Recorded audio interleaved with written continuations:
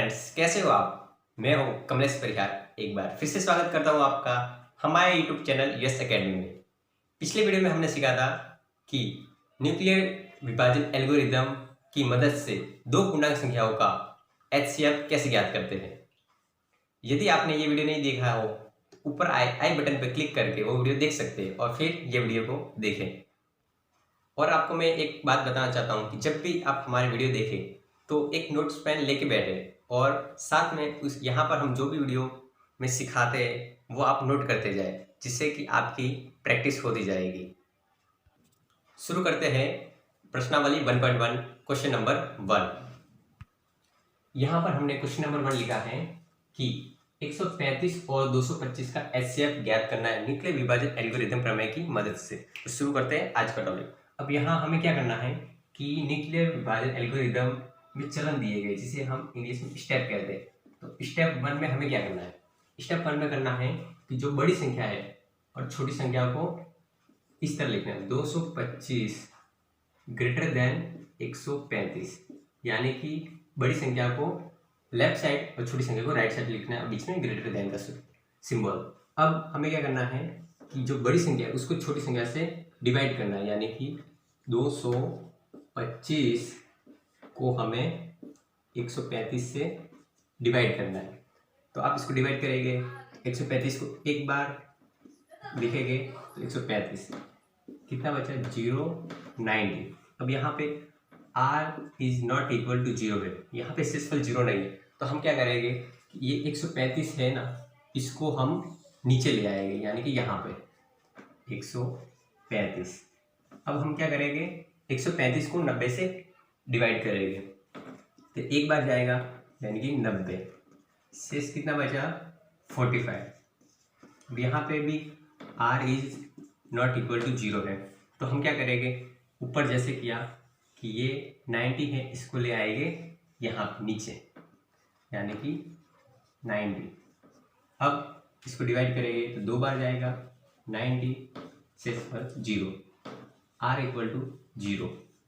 हमारा r equal to 0 आ जाता है तो हमारा क्वेश्चन यहाँ पे सॉल्व हो जाता है। अब हमें इसे लिखना कैसे है, अब यहाँ पे देखिए स्टेप 1 में कि भाज्य संख्या ये वाली 225 इक्वल टू क्या होगा, 135 मल्टीप्लाई 1 प्लस शेषफल 90। तो यहाँ लिखते हैं 225 इक्वल टू 135 मल्टीप्लाई 1 प्लस 90, ये हो गया। अब यहाँ लिखेंगे r is not equal to 0। तो अब हमें क्या करना है, r is not equal to 0, तो स्टेप लेना पड़ेगा 2। स्टेप 2 में क्या होता है कि जो 135 है इसके लिए तो 135 इक्वल टू क्या होगा 90 मल्टीप्लाई 1 प्लस शेषफल कितना है यहाँ पे 45। अब यहाँ पे भी शेषफल 0 के बराबर नहीं है, तो हम क्या करेंगे, स्टेप 3 लेंगे। अब स्टेप 3 यहाँ पे क्या है, स्टेप 3 में 90 को यहाँ लाएंगे, यानी कि ये वाले 90 इक्वल टू क्या होगा 45 मल्टीप्लाई 2 प्लस 0, यानी शेषफल 0 आ गया। यहाँ पे r इक्वल टू 0 आ गया, यानी कि हमारे यहाँ क्वेश्चन सॉल्व हो गया। हमें क्या ज्ञात करना है, एचसीएफ। तो एचसीएफ क्या होता है कि शेषफल 0 आता है, उसका अंतिम भाजक यानी कि 45 इसका आंसर है। यहाँ पे आप देख सकते हैं कि ये अंतिम भाजक है जिसे हम एचसीएफ कहते हैं। आई होप आपको ये क्वेश्चन समझ आया होगा। अब करते हैं क्वेश्चन नंबर 2। क्वेश्चन नंबर 2 है यहाँ पर 196 और 38,220 का एचसीएफ ज्ञात करना है। तो यहाँ इसका एचसीएफ ज्ञात करने के लिए हमें क्या करना पड़ेगा, स्टेप 1 लेना पड़ेगा। स्टेप 1 में क्या होता है कि बड़ी संख्या को लेफ्ट साइड यानी 2820 ग्रेटर देन 196 ऐसे लिखेंगे। अब हमें क्या करना है कि साइड में रफ वर्क करना है, यानी कि बड़ी संख्या से को छोटी संख्या से डिवाइड करना है। 38,220 को हमें 196 से डिवाइड करना है। अब आप इसको 196 से डिवाइड करेंगे तो ये कितनी बार जाएगा, 195 बार। 195 बार करेंगे तो 38,220 आएगा। आप इसको माइनस करेंगे तो आर इक्वल टू क्या बचेगा, आर इक्वल टू 0, यानी कि यहाँ पे ये क्वेश्चन सॉल्व हो गया। अब हमें क्या करना, इसे कैसे लिखना है, a equal to B Q plus are के फॉर्म में।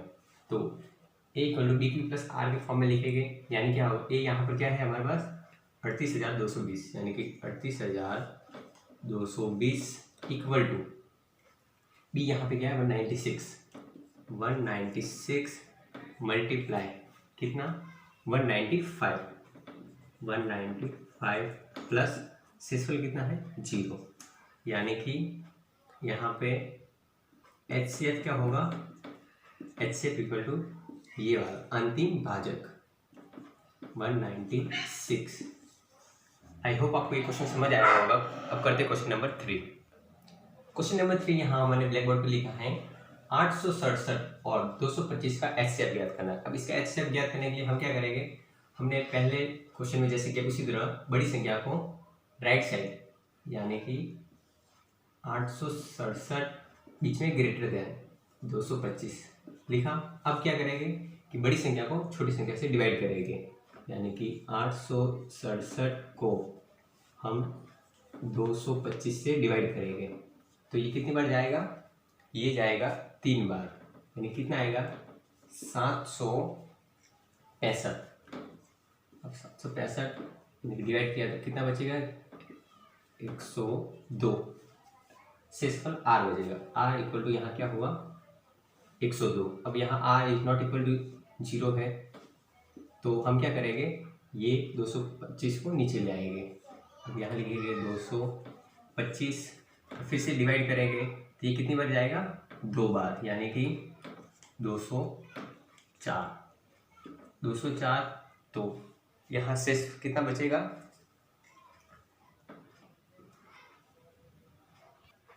सॉरी फ्रेंड्स, यहाँ हमने 225 की जगह आएगा 255, क्वेश्चन गलत लिख लिया था तो इसको सुधार देते हैं, यहाँ आएगा 255। अब यहाँ पे भी 255। अब इसको हम डिवाइड करेंगे 365 765। अब इसको हम डिवाइड करेंगे तो क्या आएगा कि 102। अब 255 को नीचे ले आएंगे, 255 को नीचे लाएंगे तो इसको डिवाइड करेंगे। अब इसको डिवाइड करेंगे तो ये कितनी बार जाएगा 2 बार, तो यहाँ क्या आएगा 204। डिवाइड करेंगे तो शेषफल कितना बचेगा 51। अब यहाँ पे भी r is not equal to 0 है तो हम क्या करेंगे 201 को नीचे ले आएंगे, यानी कि 102। अब इसको डिवाइड करेंगे तो ये 2 बार जाएगा 51 मल्टीप्लाई 2, यानी कि 102, शेषफल कितना है 0। यहाँ शेषफल 0 आ गया। अब हम इसे a equal to B Q plus are के फॉर्म में लिखेंगे। यहाँ स्टेप 1 लेते हैं। स्टेप वन क्या होगा कि ये 867 equal to 255 multiply 3 plus 102, 255 multiply 3 plus 102। अब यहाँ पे भी r is not equal to 0, इसीलिए स्टेप कौन सा 2। स्टेप 2। अब स्टेप 2 में क्या होगा कि 255 इसके इक्वल टू क्या होगा 102 मल्टीप्लाई 2 प्लस 51, यानी कि 102 मल्टीप्लाई 2 प्लस 51। अब यहाँ पे भी r is not equal to 0 है तो हम क्या करेंगे स्टेप 3 लेंगे। स्टेप 3 क्या होगा 102 इक्वल टू क्या होगा 51 मल्टीप्लाई 2 प्लस शेषफल r, यानी कि 51 यहाँ पे 102 इक्वल टू 51 मल्टीप्लाई 2 प्लस 0। यहाँ पे r इक्वल टू 0 है, यानी कि r इक्वल टू 0 आया तो मैंने बताया था कि r इक्वल टू 0 आ जाए तो जो हमारा अंतिम भाजक है, अंतिम भाजक हमारा HCF होगा, HCF। तो आंसर क्या होगा HCF equal to 51। I hope आपको ये क्वेश्चन समझ आया होगा। अब करते हैं क्वेश्चन नंबर 4। दर्शाएं कि कोई भी धनात्मक विषम पूर्णांक 6q+1 या 6q+3 या 6q+5 के रूप में होता है। q पूर्णांक है। इस क्वेश्चन को सॉल्व करने के लिए हमें क्या करना पड़ेगा कि संख्या को मानना पड़ेगा कि यहाँ लिखते हैं माना कि a इक्वल टू क्या है, विषम धनात्मक पूर्णांक।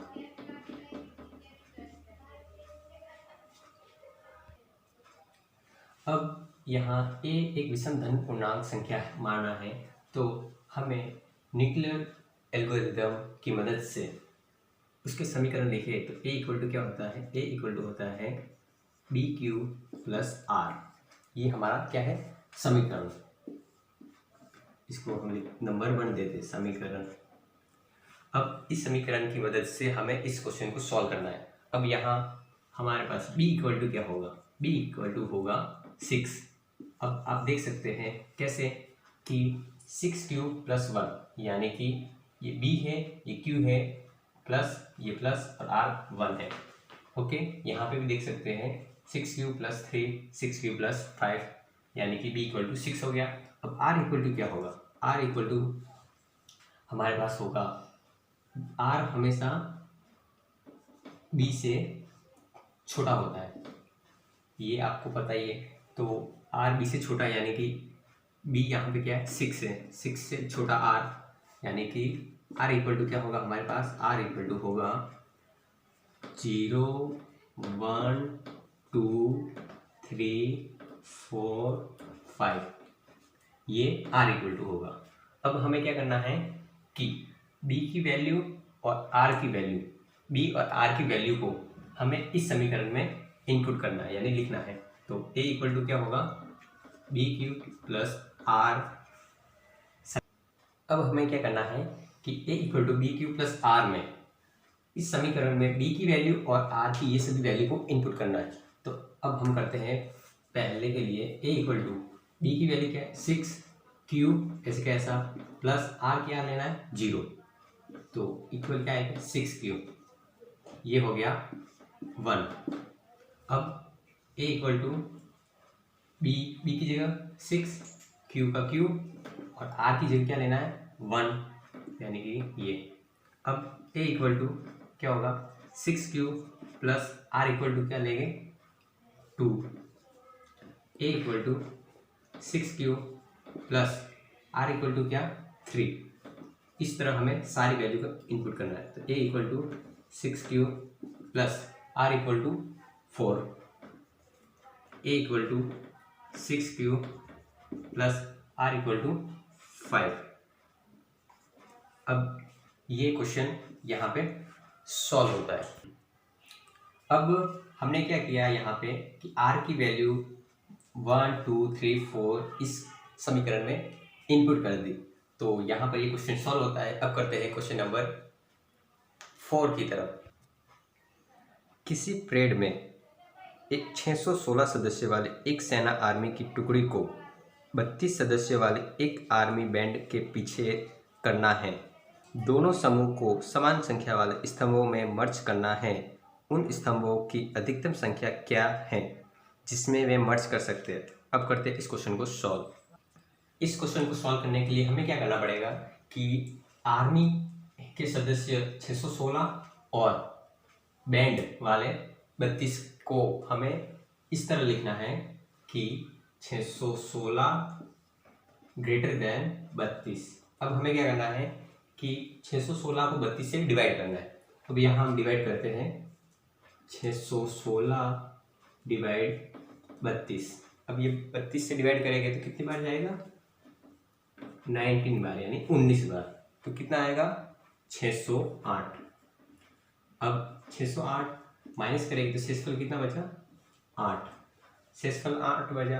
अब यहाँ पे r is not equal to 0 है, तो हम क्या करेंगे हर बार की तरह ये 32 को नीचे ले आएंगे, यानी कि 32 यहाँ। अब इसको डिवाइड करेंगे तो कितनी बार जाएगा, 4 बार, यानी कि 4, यानी कि 32 माइनस किया तो 0, यानी r इक्वल टू क्या हुआ, 0। r इक्वल टू 0 हो गया। अब हम क्या करेंगे, इसको न्यूक्लियर विभाजन एल्गोरिदम के समीकरण के अनुसार लिखेंगे, a equal to B Q plus are के फॉर्म में। अब इसको स्टेप 1 में लिखेंगे, स्टेप वन क्या होगा कि 616 इक्वल टू 32 मल्टीप्लाई 19 प्लस शेषफल r। अब यहाँ लिखेंगे r is not equal to 0, इसलिए स्टेप 2 लेंगे। स्टेप टू क्या होगा, यहाँ पर 32 है, यानी 32 इक्वल टू 8 मल्टीप्लाई 4 प्लस शेषफल r इक्वल टू यहाँ पे 0 है। अब r इक्वल टू 0 यानी कि हमारे पास अंतिम भाजक क्या है, 8, यानी कि HCF क्या होगा हमारा यहाँ पे, HCF इक्वल टू 8। ये क्वेश्चन सॉल्व होता है यहाँ पे। क्वेश्चन नंबर 4 है यहाँ पे, न्यूक्लियर विभाजन प्रमेय का प्रयोग करके दर्शाए कि किसी धनात्मक पूर्णांक का वर्ग किसी पूर्णांक m के लिए 3m या 3m प्लस 1 के रूप में होता है। अब ये क्वेश्चन यहाँ सॉल्व करते हैं। अब हमें क्या करना पड़ेगा कि माना कि कोई धनात्मक पूर्णांक, यहाँ लिखते हैं, माना कि कोई धनात्मक पूर्णांक ए है। अब इस ए पूर्णांक है। अब हम क्या करेंगे, न्यूक्लियर विभाजन एल्गोरिदम के समीकरण के अनुसार क्या होता है, ए इक्वल टू क्या होता है, a equal to B Q plus are. अब इस समीकरण की मदद से हम इस क्वेश्चन को सॉल्व करेंगे। अब हमें क्या करेंगे कि यहाँ पे b की वैल्यू क्या होगी, b इक्वल टू होगा 3। कैसे, आप क्वेश्चन में देखेंगे कि पूर्णांक m के लिए 3m या 3m प्लस 1। अब यहाँ पे 3m प्लस 1 यानी कि बी क्यू प्लस आर हुआ, यानी कि b की वैल्यू यहाँ पे 3 आएगी। इसी प्रकार अब r इक्वल टू क्या होता है, r इक्वल टू होता है r लेस देन b, यानी कि r b से हमेशा छोटा होता है। तो यहाँ पे b की वैल्यू 3 है, तो r की वैल्यू क्या होगी, 0 1 2। अब हमें क्या करना है, b की वैल्यू 3 और r की वैल्यू 0 1 2 को समीकरण बी क्यू प्लस आर में वैल्यू रखनी है। तो फर्स्ट ऑफ क्या करेंगे, a equal to B Q plus R में b इक्वल टू 3 और r इक्वल टू 0 को इनपुट करेंगे। तो यहाँ लिखते हैं b की वैल्यू 3, q का q और r की जगह 0 इक्वल टू क्या हो गया, 3q। अब number 2, a equal to B Q plus are. अब b की वैल्यू 3, q ऐसे कैसा, r की वैल्यू क्या लेंगे, 1। इसी प्रकार a equal to B Q plus R, तो b की वैल्यू 3, q का q, r की वैल्यू कितनी, 2। अब यहाँ पे हमारे पास समीकरण क्या मिली, 3q plus 1, 3q plus 2, 3q। यहाँ होने के बाद अब हम क्या करेंगे, 3q प्लस 1 और 3q प्लस 2 का वर्ग करने पर सभी, यहाँ लिखते हैं, सभी पूर्णांक का वर्ग करने पर, अब इसका वर्ग करने पर क्या होगा, यहाँ लिखते हैं a का स्क्वायर करेंगे, यानी कि a। तो a का स्क्वायर इक्वल टू क्या होगा, 3q का स्क्वायर, यानी कि 3 मल्टीप्लाई 3q स्क्वायर। अब दूसरी पूर्णांक संख्या का वर्ग करेंगे, यानी a स्क्वायर इक्वल टू, इसके लिए क्या है, 3q प्लस 1 का होल स्क्वायर। तो इसका होल स्क्वायर करेंगे तो क्या होगा, 3 multiply 3q square plus 2q plus 1। अब इसमें यदि हम कॉमन ले तो क्या आएगा 3 कॉमन, तो 3 क्यूब यहाँ पे 6 है, सॉरी, प्लस 2 क्यूब प्लस 1 ये आएगा। अब इसी तरह इसके लिए यहाँ करते हैं, 1 का स्क्वायर करने पर क्या होगा 3 क्यूब प्लस 2 का होल स्क्वायर, यानी कि 3 का होल स्क्वायर यानी 3 मल्टीप्लाई 3 क्यू स्क्वायर प्लस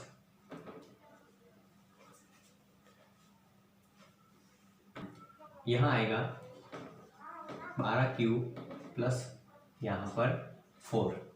अब इसमें कॉमन लेंगे तो क्या आएगा 3 कॉमन लिया तो 3 क्यू स्क्वायर प्लस 3 कॉमन लिया यानी कि 4 क्यू प्लस 4 का 4। अब यहाँ पर क्या है हमारे आंसर ये और ये वाला। अब ये तीनों का कंपैरिजन यदि हम क्वेश्चन के अनुसार करें, यानी कि यहाँ पर लिखता हूँ साइड में 3 को m माने 3 स्क्वायर प्लस 4 को m, और यहाँ पर है 3 square plus 2 equal to m मानने पर समीकरण में अपने क्वेश्चन में हम यदि इसकी कंपेयर करेंगे तो आंसर क्या मिलेगा 3m इसके अनुसार, और 3m प्लस 1 और 3m प्लस 1 यहाँ पर 1 आएगा। आई होप आपको ये क्वेश्चन समझ आया होगा। नेक्स्ट वीडियो में मिलते हैं। Thank you for watching my video US academy.